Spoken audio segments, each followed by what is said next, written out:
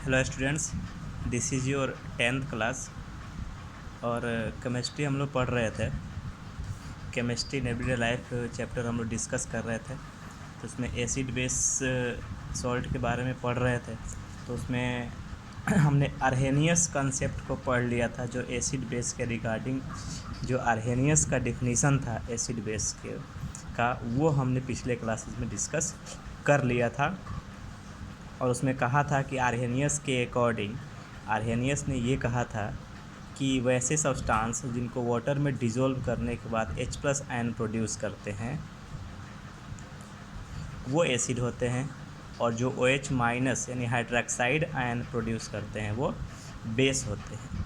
उसके बाद ये भी कहा गया था कि स्ट्रॉन्ग बेस वीक बेस होता है। स्ट्रॉन्ग बेस जो कम्प्लीटली डिज़ोल्व होकर H+ आयन प्रोड्यूस करता है वो स्ट्रॉन्ग एसिड होता है। उसमें हमने बताया था कि सल्फ्यूरिक एसिड आता है, H2SO4, नाइट्रिक एसिड आता है ना, और एक हाइड्रोक्लोरिक एसिड आता है। ठीक है। और वीक एसिड में बाकी सारे आते हैं, एसिटिक एसिड हो गया, फॉर्मिक एसिड हो गया, ऑक्जेलिक एसिड हो गया, ये सारे वीक एसिड में आते हैं। ठीक है। और जो यहाँ पे सल्फ्यूरिक एसिड हो गया, नाइट्रिक एसिड हो गया, हाइड्रोक्लोरिक एसिड हो गया, इसको हम लोग मिनरल एसिड भी बोलते हैं। ये मिनरल एसिड भी होते हैं। आज हम लोग डिस्कस करने वाले हैं एसिड के regarding Bronsted Lowry concept of acids and base. Acid और बेस के रिगार्डिंग हम ब्रोंस्टेन-लॉरी कंसेप्ट को डिस्कस करने वाले हैं। तो जैसे अर्हेनियस ने अपना एक डिफिनीसन बताया था, वैसे ही ब्रोंस्टेन-लॉरी ने मिल के एक डिफिनीसन बनाया था एसिड और बेस का। और उसमें उन्होंने कहा था कि एसिड्स प्रोटॉन डोनर्स होते हैं। ये ध्यान रखें यहाँ से, एसिड क्या होते हैं? प्रोटॉन डोनर्स होते हैं। ठीक है, प्रोटॉन डोनर। और बेस होते हैं प्रोटॉन एक्सेप्टर। ठीक है। और हम सभी जानते हैं कि अगर कोई सब्सटेंस अगर प्रोटॉन को एक्सेप्ट करता है तो उस पर एक प्लस चार्ज आता है। अगर प्रोटॉन को डोनेट करता है तो उस पर माइनस चार्ज आता है। ठीक है। तो अब यहाँ पे हमने एक एसिड लिया है ना, एसिड बेस। यहाँ पे ध्यान से देखिए, Ha और ये B, ये बेस हो गया, ये बेस एसिड है और ये एसिड बेस है। ठीक है। तो यहाँ पे Ha कन्वर्ट हो गया A-। ठीक है। यहाँ पे देखिए, ध्यान से देखिए, Ha कन्वर्ट हो गया A-। इसका मतलब क्या हो गया? ध्यान से देखिए, ये नेगेटिव चार्ज आ गया। इसका मतलब ये प्रोटॉन डोनर हो गया। प्रोटॉन क्या हो गया? प्रोटॉन डोनर हो गया। और यहाँ पे बी में देखिए Hb+ आ गया। जैसे ही प्लस चार्ज आया, इसका मतलब इसने एक प्रोटॉन को एक्सेप्ट किया है, because proton is a positive charge. तो ये जैसे Hb+ आया तो इसका मतलब कि यहाँ पे एक प्रोटॉन क्या हो गया है, इसने एक्सेप्ट कर लिया है। तो Ha एक प्रोटॉन को डोनेट करके A- में कन्वर्ट हो गया। ठीक है। तो इसको हम लोग बोलेंगे ये एसिड है। और B प्रोटॉन को एक्सेप्ट किया तो ये बेस है। बात समझ में आ गई? तो ये Ha और A- के पेयर को हम लोग बोलते हैं कंजुगेट एसिड बेस पेयर। और B और Hb+ वाले पेयर को बोलते हैं, BHb+ वाले पेयर को बोलते हैं बेस एसिड पेयर। बिल्कुल आप नोट्स में सारे लिखेंगे ये। उसके बाद एक एग्जाम्पल से इसको समझाया गया है कि H2O + NH3 एक्वियस, इसको बोलते हैं अमोनिया गैस है ये, और ये वाटर है। दोनों का रिएक्शन हमने कराया तो ये NH4+ एक्वियस + OH- ये हाइड्रोक्साइड आयन है ये। अब यहाँ से देखते हैं कि H2O में हुआ क्या। तो जो H2O होता है वो ब्रेक हो गया है H+ OH-। ठीक है। तो ये H2O कन्वर्ट होकर OH- हो गया। इसका मतलब जो H+ है इसको प्रोटॉन बोलते हैं। ये प्रोटॉन को क्या कर दिया? डोनेट कर दिया है, मतलब प्रोटॉन इसमें से निकल गया है। तो जो प्रोटॉन डोनेट करते हैं, यहाँ पे देखिए प्रोटॉन डोनर कौन होते हैं? एसिड्स होते हैं। इसका मतलब यहाँ पे जो H2O है वो एसिड है, और NH3 था और यहाँ पे NH4+ आ गया।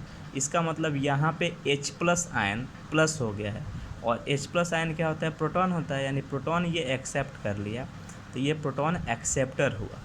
तो जो प्रोटॉन एक्सेप्टर होते हैं वो होते हैं बेस।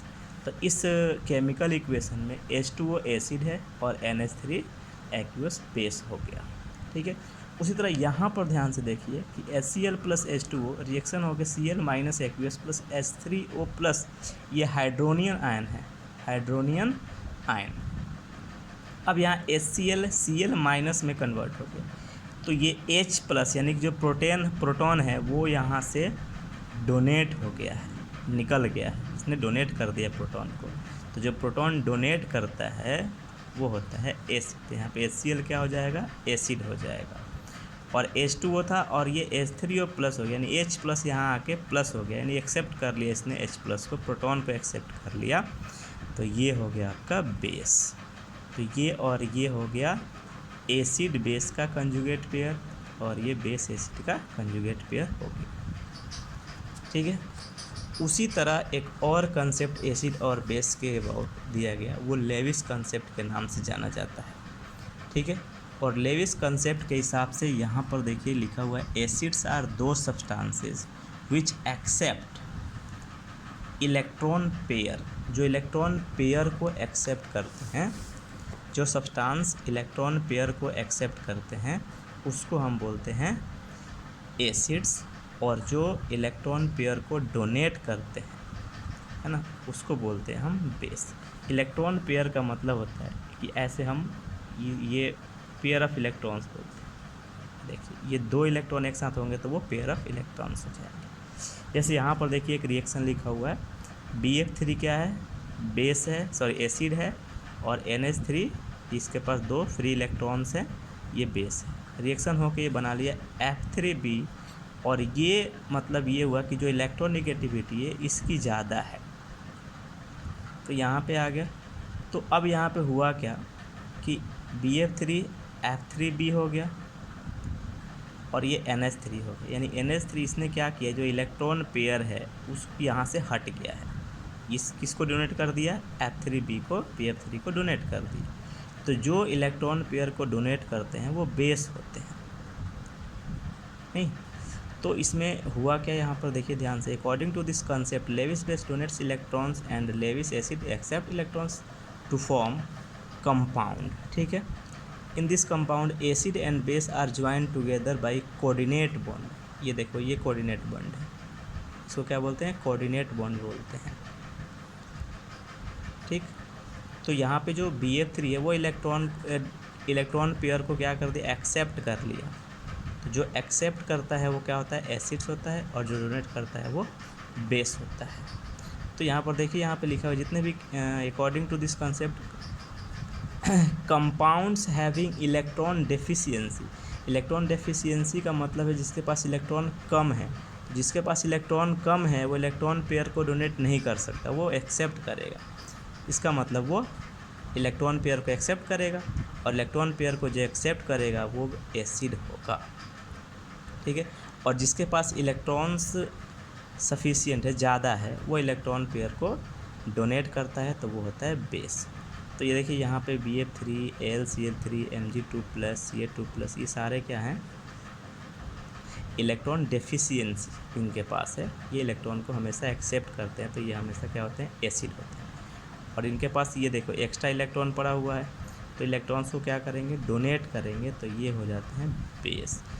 ये था Lewis concept of acid and base. तो ये दो कंसेप्ट आपके पास आ गया, एक था ब्रोंस्टेन-लोअरी कंसेप्ट। तो ब्रोंस्टेन-लोअरी कंसेप्ट में क्या कहा गया, एसिड्स क्या होते हैं, प्रोटॉन डोनर होते हैं, और बेस प्रोटॉन एक्सेप्टर होते हैं। एग्जाम्पल भी देख लिया। लेविस में क्या कहा कि जो एसिड्स होते हैं वो इलेक्ट्रॉन पेयर एक्सेप्टर होते हैं, और बेस इलेक्ट्रॉन पेयर डोनेट्स करते हैं। ठीक है, अब ये जो प्रॉपर्टी है एसिड की, उस प्रॉपर्टी में हम देखेंगे कि क्या क्या इसके गुण होते हैं। तो सबसे पहला गुण तो यही होता है कि ये ब्लू लिटमस को रेड लिटमस में कन्वर्ट करता है, और बेस इसका उल्टा करता है, रेड लिटमस को ब्लू में कन्वर्ट करता है। और एसिड मेटल के साथ रिएक्शन करके हाइड्रोजन गैस प्रोड्यूस करता है, ये इसकी प्रॉपर्टी है। यहाँ पर देखिए रिएक्शन लिख के दिखाया गया है।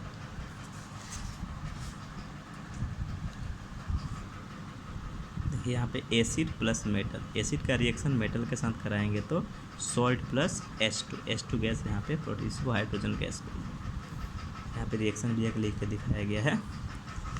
अच्छा, नेक्स्ट में आते हैं। Metal oxides on treating with acids form salt and water. Metal oxides को एसिड्स के साथ हम रिएक्शन कराते हैं तो सॉल्ट एंड वाटर बनता है। ठीक है, यहाँ पे देखो लिखा हुआ है ऐसा। इसका मतलब कि जो मेटल ऑक्साइड्स होते हैं वो बेसिक नेचर का होता है, क्योंकि जो बेस होगा वही एसिड के साथ रिएक्शन करके सॉल्ट एंड वाटर बनाएगा। तो इस रिएक्शन से हमें ये पता चलता है कि जो मेटल ऑक्साइड होते हैं, यानी मेटल के जो ऑक्साइड होते हैं वो बेसिक नेचर का होता है। ठीक है, और नॉन मेटालिक जो ऑक्साइड्स होते हैं, नॉन मेटल के ऑक्साइड जैसे CO2 हो गया, SO2 हो गया, है ना, ये नॉन मेटल के ऑक्साइड हैं, तो ये बेसिक एसिडिक नेचर के होते हैं। तो ये हमेशा बेस के साथ रिएक्शन करके सॉल्ट एंड वाटर बनाते हैं यहाँ पर। ठीक है, अगला कि जो aqueous solution of acids and base का एक्वस सॉल्यूशन का मतलब जो वाटर के साथ सॉल्यूशन बनाते हैं वो हमेशा इलेक्ट्रिसिटी कंडक्ट करता है, वो कंडक्टर होता है इलेक्ट्रिसिटी का, है ना। इसको इलेक्ट्रोलाइट्स के टर्म में भी यूज़ किया जाता है। अब जो सारे जो एसिड होते हैं वो अपनी प्रॉपर्टी को लॉस कर देते हैं जो बेस के साथ रिएक्शन अगर उसका कराते हैं। किसी भी एसिड का अगर हम बेस के साथ रिएक्शन कराते हैं तो उनकी सारी प्रॉपर्टी वहाँ पे ख़त्म हो जाती है। इस रिएक्शन को हम बोलते हैं न्यूट्रलाइजेशन रिएक्शन। ठीक है,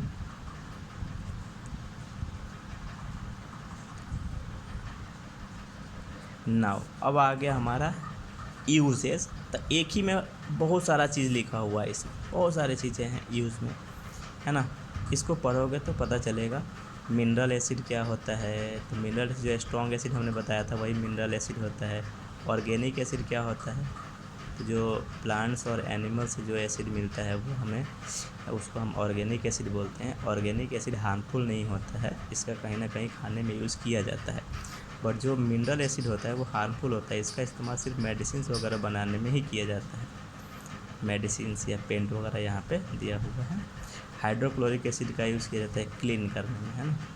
किसी भी सरफेस को क्लीन करना है, साफ़ करना है तो वहाँ पे करते हैं हम।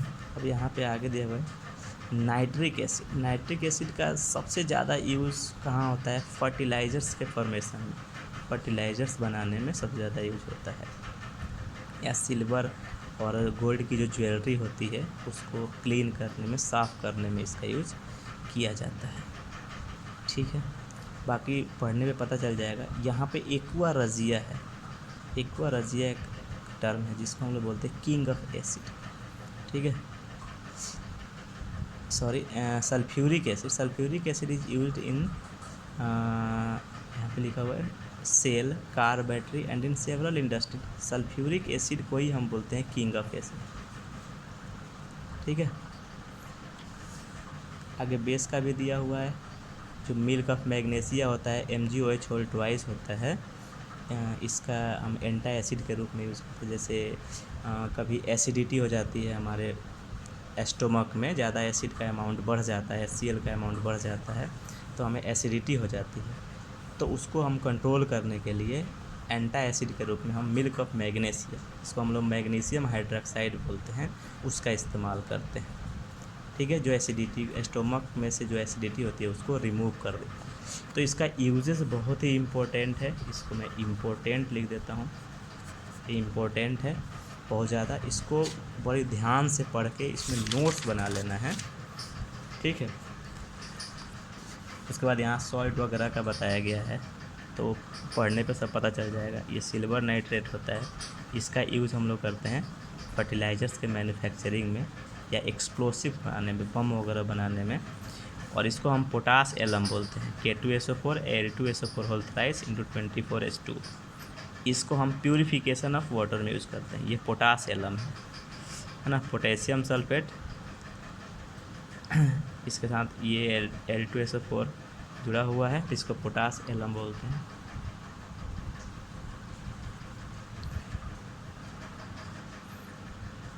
तो यहाँ तक हमने आज डिस्कस कर लिया।